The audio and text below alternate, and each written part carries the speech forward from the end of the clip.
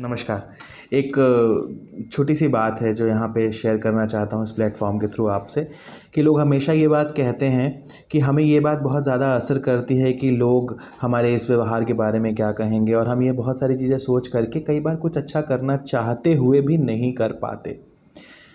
तो देखिए, इस बात को समझने की कोशिश करिए कि लोग तब भी कुछ कहेंगे जब आप कुछ नहीं कहेंगे। यदि आप चुप हैं तो कोई ये कह सकता है कि आपका एटीट्यूड बहुत ज़्यादा दूसरे तरीके का है।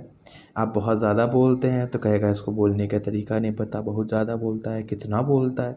So things will go like that. मैं एक स्टोरी बताना चाहता हूँ आपको, और आप शायद उस स्टोरी से कनेक्ट कर पाएँ। एक बार संडे का दिन था और एक धोबी संडे के दिन कपड़ा कलेक्ट करने के लिए अपने घर से निकला।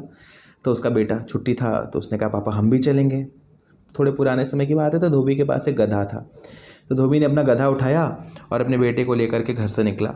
जैसे वो घर से निकला तो उसने कहा कि बेटा तुम इस गधे पे बैठ जाओ और हम चलते हैं।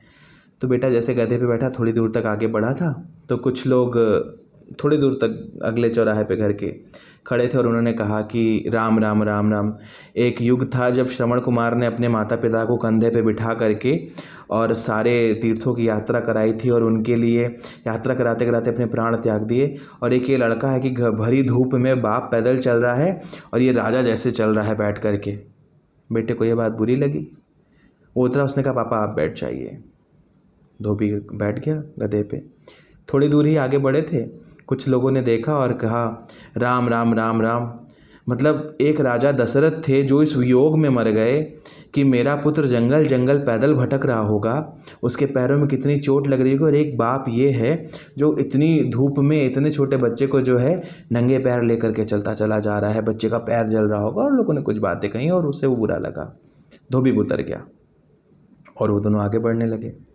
थोड़ी दूर आगे बैठे तो एक दादाजी थे, और पेपर पढ़ते पढ़ते उनकी नज़र पड़ी तो उन्होंने कहा कि ये तो हमने सुना था कि संगति का असर पड़ता है, लेकिन आज सामने से देख भी लिया कि गधे के साथ रहते रहते इंसान भी गधा हो जाता है। अरे भाई, जानवर लेके जा रहे हो, वो चल सकता है, तुम उस पर बैठ सकते हो तो बैठ जाओ।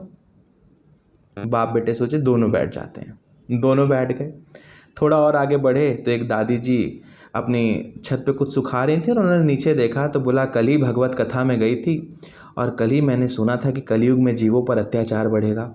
बताओ, एक गधा अपने आप को लेकर के चल रहा है, ऊपर से बाप बेटे दोनों बैठ गए।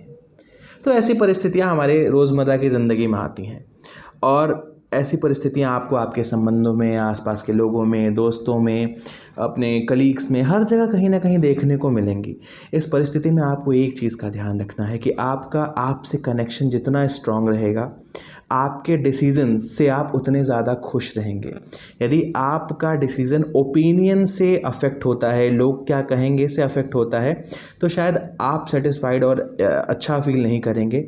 और हमारा खुद का खुश होना जिसमें दूसरे का अहित ना छुपा हो, यदि यह आसानी से मिल सकता है तो ये बहुत ईजी होगा।